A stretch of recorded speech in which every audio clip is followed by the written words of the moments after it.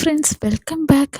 North ഗോവയിൽ വന്നിട്ട് ഏറ്റവും ബഡ്ജറ്റ് ഫ്രണ്ട്ലി ആയിട്ട് ഫുഡ് കഴിക്കാൻ പറ്റിയ ഒരു റെസ്റ്റോ ബാറിലാണ് ട്ടോ നമ്മളിപ്പം പോകുന്നത്. റെസ്റ്റോ ബാർ എന്ന് പറയുമ്പോൾ നിങ്ങൾക്ക് മനസ്സിലായി കാണില്ല എന്താണെന്ന്. ഇവിടുത്തെ ഏറ്റവും സ്പെഷ്യൽ എന്ന് പറയുന്നത് ഗോവൻ ഫിഷ് താലിയാണ് ട്ടോ. അതും വെറും 150 രൂപയ്ക്ക്. ഞങ്ങൾ 2 ദിവസം കൊണ്ടേ കഴിക്കുമ്പോഴത്തേക്കൊക്കെ നല്ല റേറ്റ് ഉണ്ട്. 250, 300 രൂപയൊക്കെ ആയിട്ടുണ്ട്.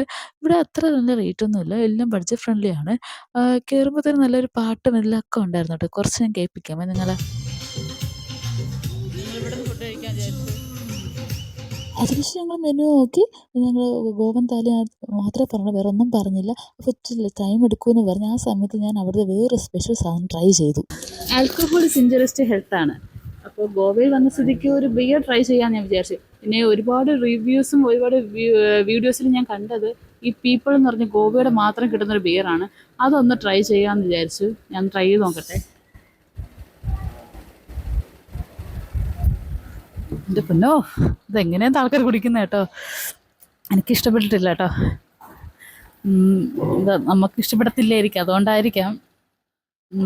ഒരുമാതിരി ടേസ്റ്റ് അങ്ങനെ എനിക്ക് തോന്നിയിട്ടില്ല ഇതിൽ. ഒരു 4 എന്തോ ആണ് ആൽക്കഹോൾ ആണെന്ന് തോന്നുന്നു, പക്ഷേ എനിക്കിഷ്ടപ്പെട്ടിട്ടില്ല. ശേഷം ഞങ്ങളുടെ ഫുഡ് വന്നു.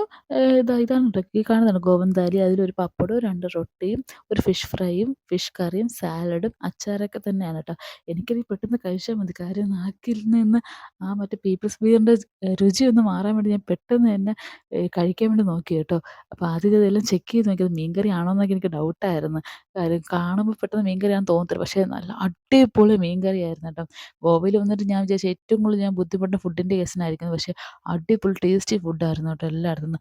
ഒരുപാട് പേര് പറഞ്ഞു ഫുഡൊന്നും ഭയങ്കര മോശമാണെന്ന്, പക്ഷേ എനിക്കങ്ങനെ തോന്നിയിട്ടില്ല കേട്ടോ. ഞാൻ പെട്ടെന്ന് തന്നെ ആ മീൻ കറി എല്ലാം കൂട്ടി പെട്ടെന്ന് കഴിച്ചു കേട്ടോ. നല്ല ടേസ്റ്റായിരുന്നു.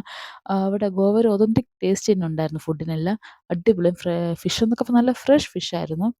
The back yard resto bar near Baga beach. നിങ്ങൾ ഡെഫിനറ്റായിട്ടും ബാഗ ബീച്ചിൽ വന്നവർക്ക് ഫുഡ് കഴിക്കാൻ നല്ലൊരു സ്പോട്ടാണ്, ബഡ്ജറ്റ് ഫ്രണ്ട്ലി ആണ്. അപ്പം ലവ് യു ഓൾ.